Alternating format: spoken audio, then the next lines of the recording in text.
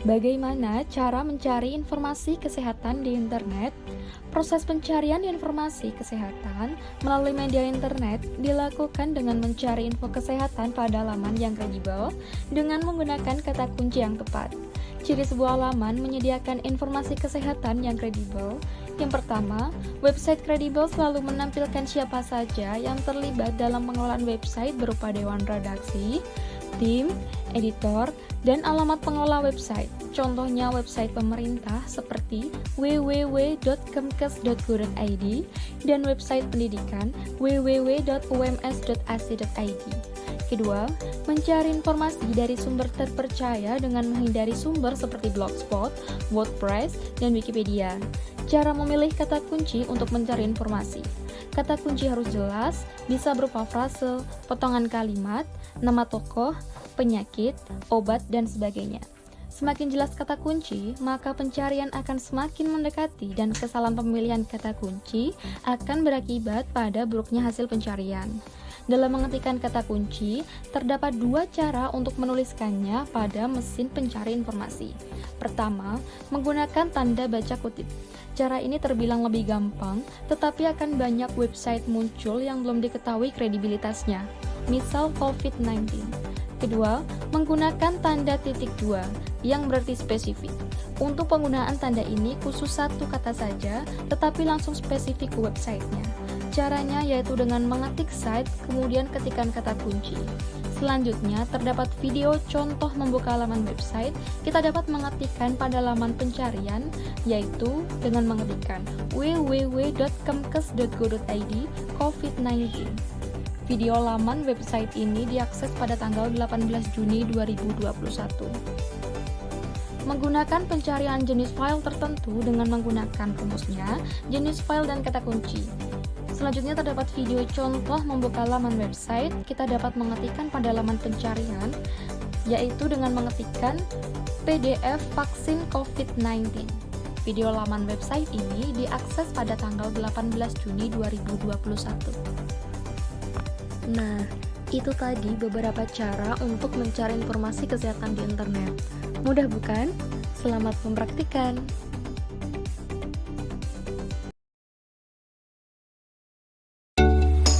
Halo teman-teman, saatnya kita melanjutkan materi kita yang selanjutnya yang berjudul menyaring informasi kesehatan.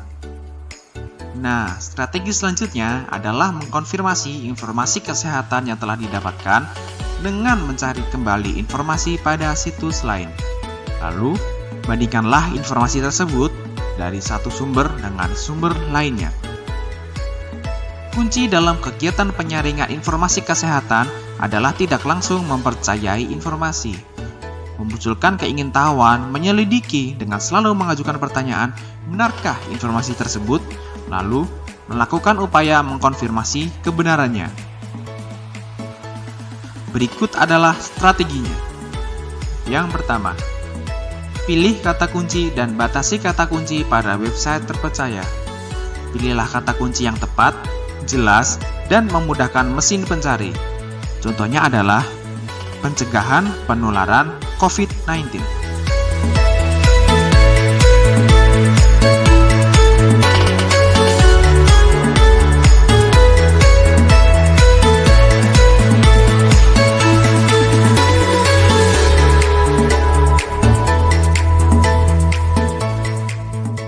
Langkah kedua, mencari opini yang berkebalikan.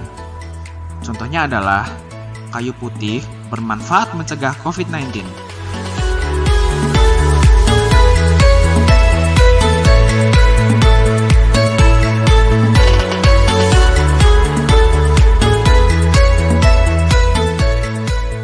Lalu, dengan menambahkan kata mitos atau tidak terbukti.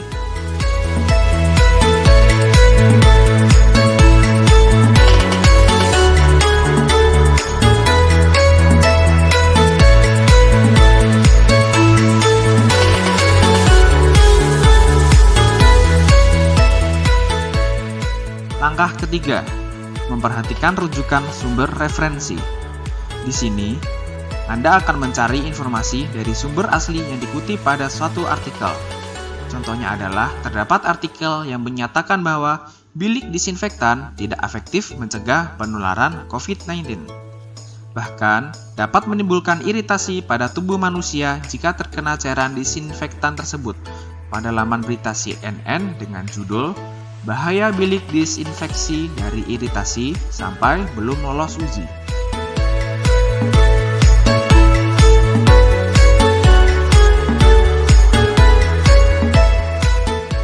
Pada artikel tersebut mencantumkan sumber menurut WHO. Maka, lakukanlah pencarian informasi pada situs WHO dengan kata kunci file type PDF WHO bilik disinfeksi tidak diperlukan.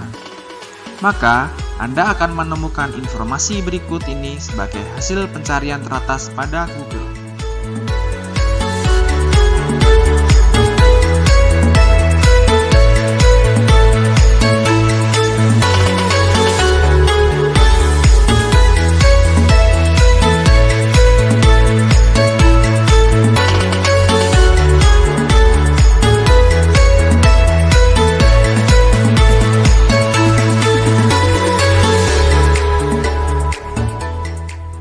Langkah keempat, gunakan Google Scholar untuk mencari informasi berdasarkan hasil penelitian. Meskipun kelemahannya, bahasa yang digunakan agak sulit dipahami dan biasanya menggunakan bahasa Inggris.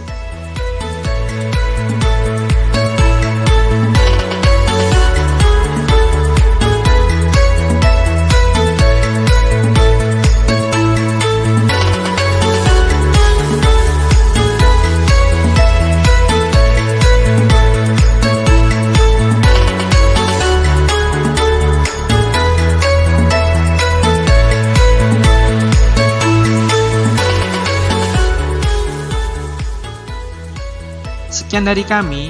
Apabila ada yang ingin kalian tanyakan, silakan hubungi kami.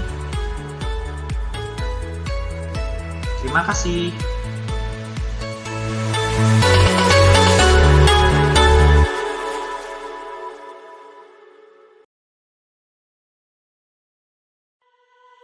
Assalamualaikum warahmatullahi wabarakatuh. Halo teman-teman semuanya. Pernah nggak sih kalian merasa membaca sebuah artikel tapi masih ragu, ini informasi yang disampaikan benar apa enggak sih? Misalnya, informasi kesehatan tentang COVID-19 seperti saat ini. Kalau kita nggak hati-hati dalam mencermati isi dari suatu informasi, kita bisa saja terjebak dalam yang namanya hoax. Nah, untuk itu, pada pertemuan hari ini, terdapat beberapa hal yang mudah kok untuk kita perhatikan ketika membaca artikel kesehatan. Seperti berikut ini nih. Yang pertama, yang perlu kita perhatikan yaitu, apakah artikel tersebut konsisten secara logis? Maksudnya ialah, artikel ini biasanya terkesan tidak masuk di logika kita dan kurang konsisten dalam memberikan informasi. Biasanya artikel ini disusun dengan kalimat dari berbagai sumber tanpa dipahami dan diteliti. Artikel yang seperti inilah yang harus kita waspadai kebenarannya. Yang kedua yaitu, apakah artikel tersebut memiliki data yang objektif? Data yang objektif maksudnya adalah, apakah informasi kesehatan yang diberikan pada sebuah artikel itu berasal dari data yang terpercaya? Hal ini harus kita amati dan pertimbangkan dalam menyimpulkan artikel tersebut benar atau tidak. Nah, di sini terdapat beberapa artikel yang tidak dapat dipercaya. Yang pertama yaitu, artikel tersebut sangat bergantung pada informasi yang subjektif seperti opini pribadi, bahkan bisa jadi pemberi informasi itu bukan seorang pakar atau ahli pada suatu hal yang dibahas. Yang kedua, artikel tersebut menyajikan opini pribadi serta tidak didukung dengan adanya bukti penelitian ilmiah seperti jurnal contohnya. Yang ketiga, artikel mengandung kata atau judul yang clickbait. Pasti tahu kan maksud dari clickbait, yaitu tujuannya ingin mencari perhatian dan diklik. Selanjutnya, topik artikel memang sudah diteliti, tetapi interpretasinya terhadap temuan itu menyimpang atau tidak terbukti kebenarannya. Biasanya itu, artikel seperti ini ketika kita men-search kembali di internet akan terdapat tanda no evidence atau no proof. Yang terakhir yaitu artikel tersebut tidak mencantumkan sumber referensi yang dirujuk seperti daftar pustaka dari jurnal, buku, atau publikasi lainnya. Ini semua penting sekali diperhatikan ya teman-teman. Dan yang terakhir yaitu memastikan apakah artikel tersebut terdapat kutipan atau tidak. Ini sebenarnya hampir sama dengan mencantumkan referensi. Salah satu tanda jika suatu informasi berdasarkan bukti penelitian yaitu adanya kutipan yang merujuk siapa yang telah memberikan informasi tersebut. Kemudian juga penelitian itu telah diterbitkan pada jurnal. Contohnya seperti pada gambar di samping nih. Alhamdulillah kita sudah sampai di slide terakhir ya teman-teman. Kami mengucapkan terima kasih kepada teman-teman yang sudah menyempatkan waktunya untuk membuka website dan memahami materi hari ini. Semoga apa yang kami sampaikan dapat bermanfaat sampai seterusnya ya teman-teman, dan tentunya dapat dipraktekkan. Di sini saya mengambil kutipan dari Francis Bacon yang kurang lebih makna yang bisa saya ambil yaitu kita harus membaca lebih teliti lagi untuk mencari tahu makna bacaan tersebut. Jangan menelan mentah-mentah informasi yang didapat tanpa dikritisi terlebih dahulu. Seperti itu kurang lebih. Terima kasih. Wassalamualaikum warahmatullahi wabarakatuh.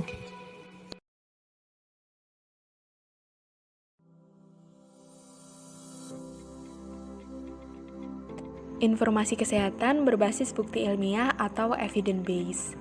Informasi kesehatan yang baik adalah informasi kesehatan yang objektif dan berbasis bukti ilmiah. Evidence base adalah suatu prosedur yang digunakan secara sistematik untuk menemukan, mereview, dan memanfaatkan hasil-hasil penelitian bidang kesehatan sebagai dasar dari pengambilan keputusan.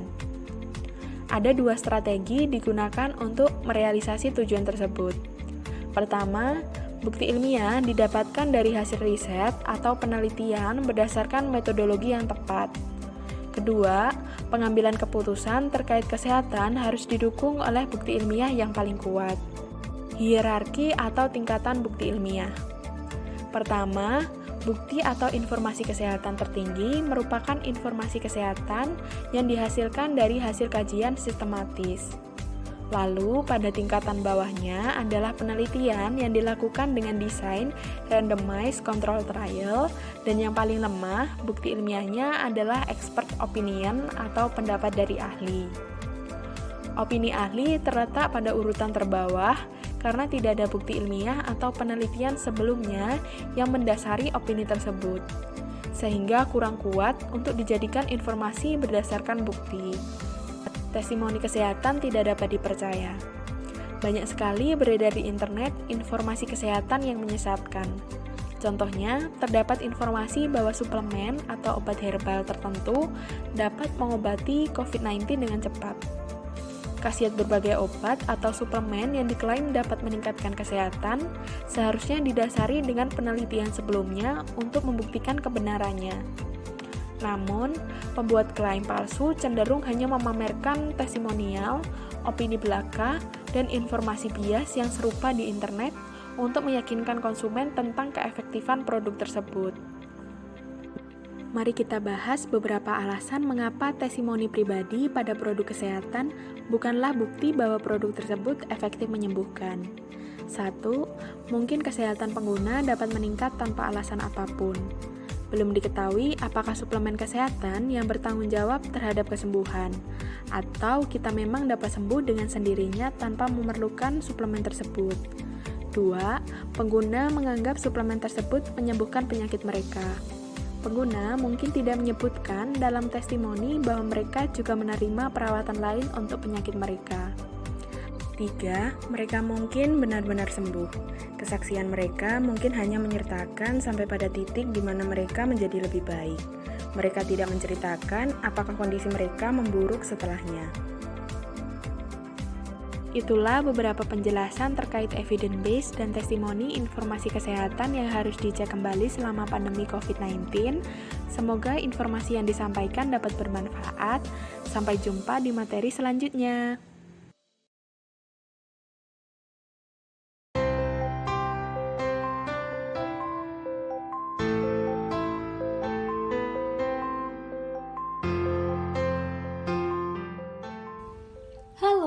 Selamat datang di website Literasi Kesehatan. Kita akan masuk pada pembahasan macam-macam uji yang dapat digunakan sebagai bukti ilmiah. Ada beberapa desain penelitian yang dapat dilakukan. Yang pertama, Randomized Control Trial atau RCT. Biasanya digunakan untuk menemukan obat atau prosedur medis, misalnya vaksin.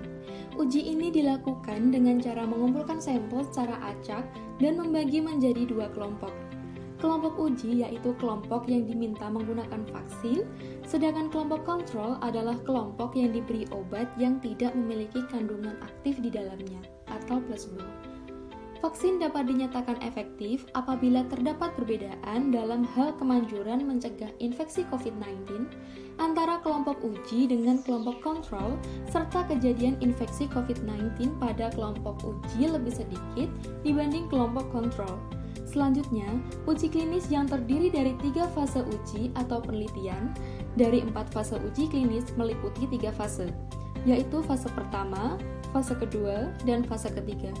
Kita ambil contoh mengenai uji sebuah vaksin sebelum diedarkan kepada masyarakat.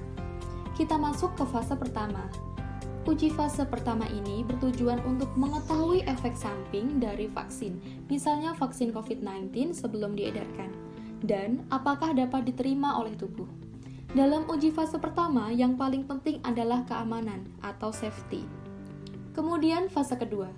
Tujuan fase ini adalah untuk menilai keampuhan atau efficacy atau kemanjuran, effectiveness, di samping keamanannya atau safety. Pada fase ini, vaksin diberikan pada sejumlah pasien tanpa adanya kelompok kontrol. Lalu fase ketiga, pada fase ini, setelah vaksin dinyatakan efektif, akan dibandingkan dengan vaksin yang sebelumnya pernah digunakan untuk melihat keampuhan relatifnya.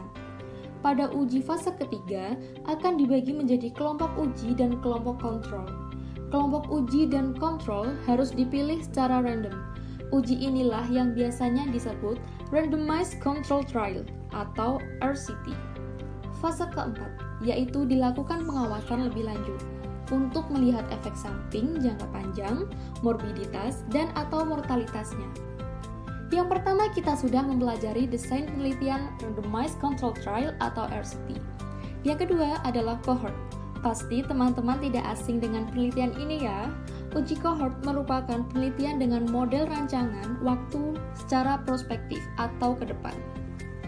Kemudian, desain penelitian yang ketiga ada cross-sectional. Ini juga sering dipakai dalam penelitian pada umumnya. Uji penelitian cross-sectional merupakan salah satu penelitian observasional yang mempelajari hubungan antara faktor risiko dengan penyakit. Biasanya, mempelajari faktor risiko penyakit yang sebelumnya sudah lama diderita atau bersifat retrospektif atau ke belakang. Hasil penelitian ini memberikan bukti ilmiah yang rendah. Itu tadi penjelasan dari macam-macam desain penelitian. Bagaimana? Tertarik untuk mencoba? Selamat mempraktikkan!